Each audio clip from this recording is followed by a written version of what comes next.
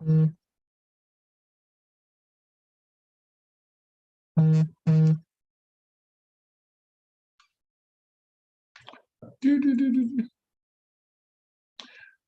good morning, good morning, good morning, good afternoon, good evening, all that good stuff. Look, we want to keep going with you guys. Part two of creating profitable and purposeful pricing. Boy, that's a tongue tie right there. That's a tongue tie there. So we're gonna get right with it because you have to talk about pricing, right? You got to talk about pricing. You have to be able to price enough to cover all the stuff, right? I got to give out to Shay Bynes. I get a lot of her material, kingdom driven entrepreneur stuff. Get a lot of stuff from her. A lot of this teaching is coming from one of her books called the Fearless, Fearless, um, Fearless Business Finance. A lot of my information comes from there. But we have the Fearless Kingdom Business Financing. But I got to give a shout out. Got to give credit where credit's due. Got to give credit where credit's due. That's very important. That's very important. Don't want to be what they say, plagiarizing and all that good stuff. And I have to keep remembering this table. Anyway, because I get so excited because this is such good stuff. So let's pick up when we're talking about pricing. Watch this. You got to, and I didn't get nothing to drink, but that's okay. Never create prices for your products and services out of thin air. I remember talking to somebody before they were coaching, or somebody had somebody doing something with them, and they told me their price. I said, "Well, where did you get the price from? Why did you get that number?" They said, "Well, my mentor said I should charge this much." I said, "This much?" I said, "But where did you get the number from?" "Well, how do you know if you're making any money?" Because they just went off of what the person said. Now they could have made money, they could not make money, but who knows? A lot of times we'll get coaching or go through this program and this and that, and they'll say this is a set price you should charge, but how do you know if you're making money? That's kind of like just pulling a price out of the air, or just because it just sounds about right. 1,500, 1,500. It sounds about right. I can make some money off of 1,500, but you didn't take into account all that goes in that 1,500. Not only do you need to charge prices, your prices should be supportive of your purpose, right? Or the vision for your business, or the needs of your household, but also to give thought to your costs. You see all your costs, both fixed and variable. This is another common mistake that entrepreneurs make. Now, I'm taking this from this example, right? This example that I'm reading, right? It's called Stephanie's Simply Divine Cookie Company. Stephanie's Simply Divine Cookie Company. Stephanie's Simply Divine Cookie Company bakes delicious gourmet cookies in a variety of flavors. Her ingredients can be slightly costly, but the unique flavors are what set her company apart from other bakers in her area, right? She was blessed with the opportunity to get her company's cookies in a high-end department store, but before she would be considered, she had to submit a proposal for a small 500 cookie trial order. Now, I always tell you, are you preparing yourself for your blessing? Are you preparing yourself for abundance, right? Be prepared for abundance, right? So let's see how this goes. And we're talking about pricing, right? So you got to make sure it supports your business, supports the needs of your household. You got to give thought to all your costs, right? So she's got this opportunity. It's a great opportunity, a small 500 cookie trial order. When you think about it, getting this revenue boost to our business long term, but she has to ensure her pricing structure is both profitable and purposeful. When we get an opportunity of something like this, it can boost our business long term. Are we prepared? Are we pricing right? She submitted a bid. This is what, watch this. Stay with me. Stay with me. You got to stay with me. And I'm going to take my time.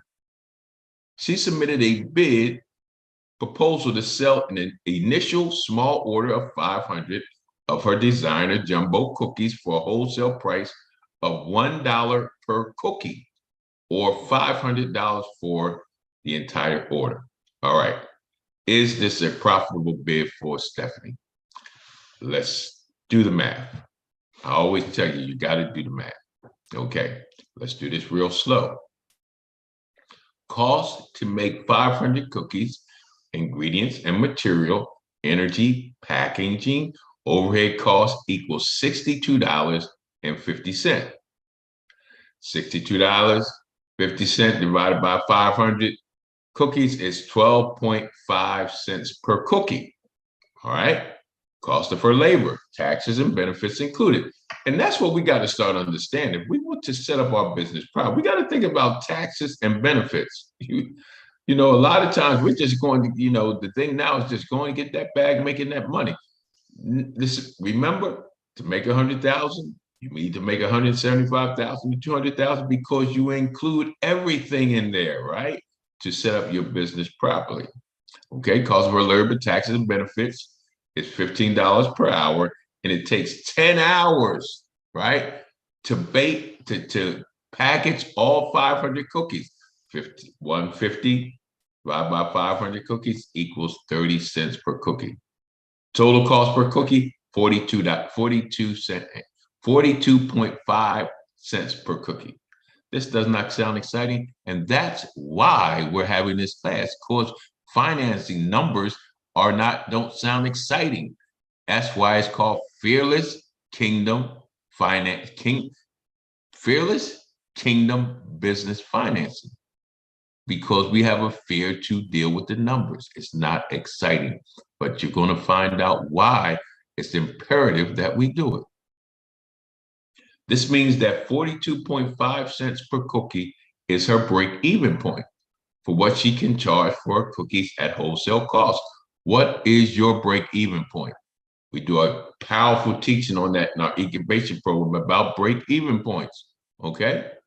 Break-even points.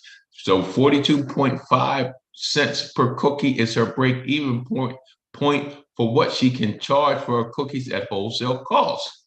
Selling cookies for anything less than 42.5 cents will mean a loss to her business. Now, if we stop there, we can say that she is profitable, right? Her bid is to sell for $1 per cookie, yielding her a 57.5-cent profit on each cookie, or a total of $287.50. That's what she's gonna make on the entire order of 500 cookies. Not too bad. Almost $300, right? However, I gotta do that again. However, we haven't taken into account her specific profit goals or the greater purpose that she, right, been called to do with her business profit. See, our greater purpose has to be factored into our numbers, right? This is what we don't do. Man, this is some powerful, good stuff. Might be boring. It's only boring to those, right, who don't want to make it happen. Watch this. Stephanie has determined that she wants to allocate 15% of her profits from Simply Divine Cookies Company towards developing housing for homeless in her local area. Okay, greater purpose. Our business is to help fund our greater purpose, so our pricing has to reflect that. Okay, she still needs to see a 50% profit margin just to cover her plans for, watch this, for growth and her contributions towards household expenses. See, you got to make sure you price to cover your business and cover your expenses, your household expenses, and be able to take care of your greater purpose in your pricing. So what should Stephanie's bid be in order to support her bigger plan? What should be your bid, or what should be your pricing? What should be your bid, or what should be your pricing for your greater purpose? Remember the greater purpose. Also, how do we cover your personal expenses? Also, how do you expand? Because we want to scale up for growth. How do we invest back in for growth? So watch this. It's getting real boring now. This is where we hang up. This is where we get off the training. This is where we get off the training, right? Profit margin is calculated by dividing the gross profit made on a product by the revenue received from the product sales. Say that again. Profit margin is calculated by dividing the gross profit made on a product by the revenue received from the product sales. So in Stephanie's case, watch this. Gross product equals $500, right? 0.42 times 500 equals 287. Remember we said 42.5%, right? Equals 287. Revenue, that's revenue received from the sale, equals $500. Profit margin is what? 287.50, right? Divided by 500 gives you 57.5%. So Stephanie is enjoying a 57.5% profit margin with her current bid. Here we go again. However, this is not enough because it does not allow her to give 15% towards the homeless for the housing for homeless and still serve her family and reinvest in her business growth through a 50% profit margin. Wow.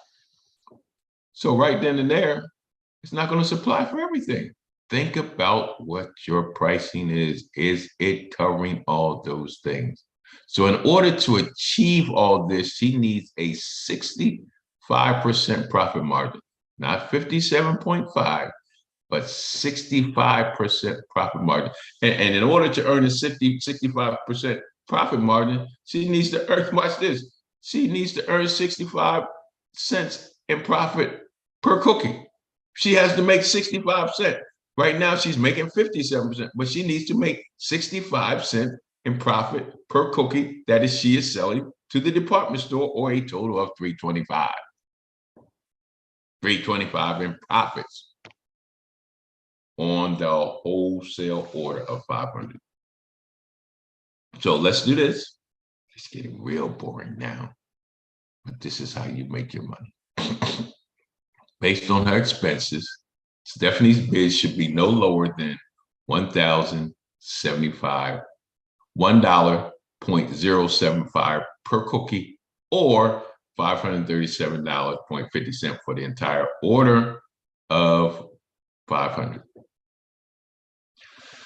Now, if you didn't follow the entire example, just go back, rewind, and look at this again until you understand it, because the fundamentals are the key for kingdom-driven entrepreneurs. A proper pricing structure is crucial for profitable and providing the overflow needed for funding your purpose. Watch this. The key lessons you should take from this example are following. Watch this. This is what you should take from this, right? Know the cost of making a product, both fixed and variable. Conduct a break-even analysis. Consider all expenses. I tell people you got everything, a paperclip.